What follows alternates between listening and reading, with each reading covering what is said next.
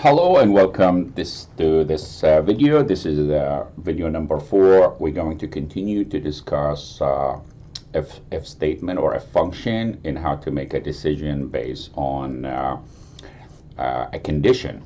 In the previous video, we were able to do an if statement very quickly based on the fact that if the grade, or the score rather, is greater than or equal to 80, the person is going to get a P for pass, or if that's not true, meaning if the score is less than 80, because the opposite of greater than or equal is less.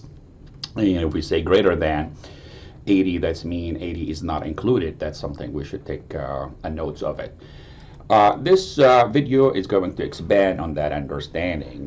We're going to be learning about nested if.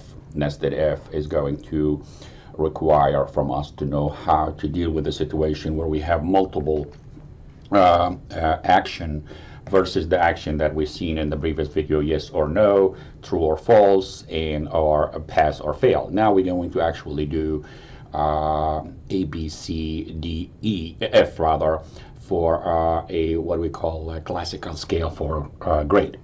So let's go ahead and do this. And we're going to go ahead and delete this.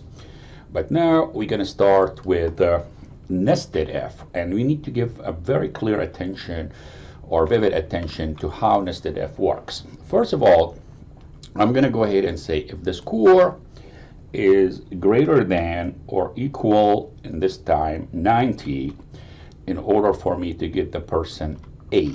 So A will be obtained if the score is greater than or equal to 90s.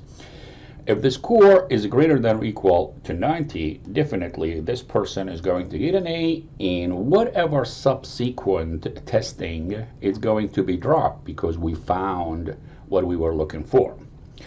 But the score, if we recall, it's really not greater than or equal to 90. Knowing it's not greater than or equal to 90, it must be less than 90.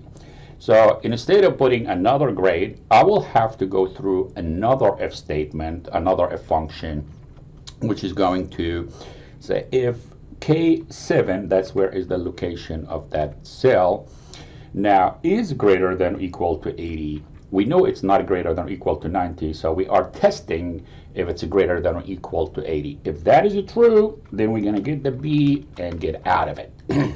However, the score is 60 something, so it's not going to be actually meeting this condition. We have to go farther and discuss additional scale, which is if the K7, the location of that score, and the reason that we're using it in order to use the fill handler later, so we could apply it to hundreds or thousands tests.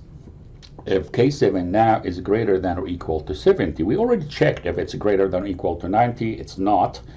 Then we checked if it's greater than or equal to 80, it's not. Now we're checking if it's greater than or equal to 70. If that's true, then we're going to get the C and we're out of it.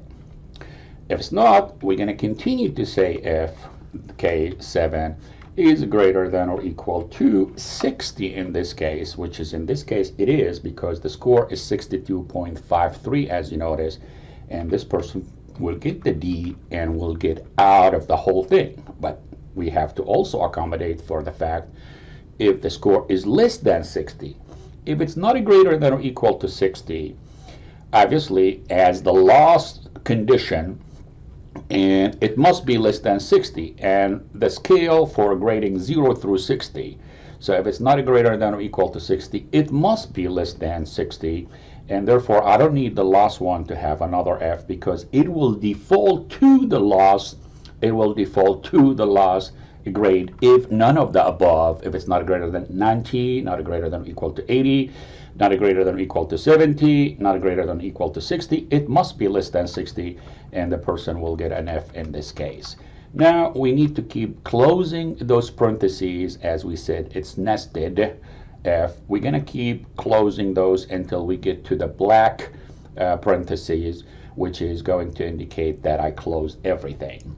Of course, it's very helpful with Excel, as you notice here, the color, you see the beautiful color here are matching each other. That helps it to see how far you have gone. Click Enter to see what is the grade. Obviously this is D, if I raise this person's score, let's say here, I'll put 100, that makes the score 73.27 and immediately change to C. We're going to get a B in the next one, as you notice.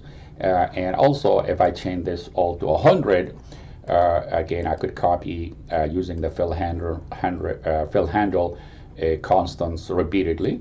And you're going to see all of them are 100. If I pull the fill handle to test what score is that, what grade is that, it's going to give me an A. And this is in a state of pass and fail. We're going to change it to grade from the previous problem.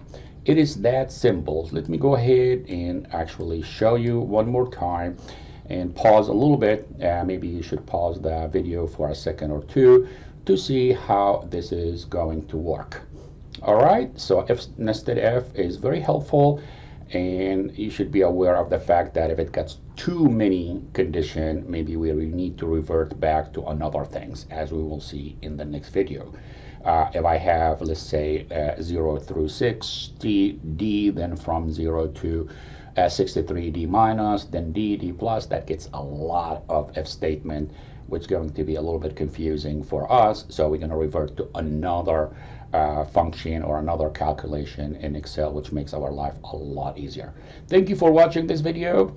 Please subscribe to my channel, and we're going to continue to do these type of videos in the future. This is only the beginning. So thank you.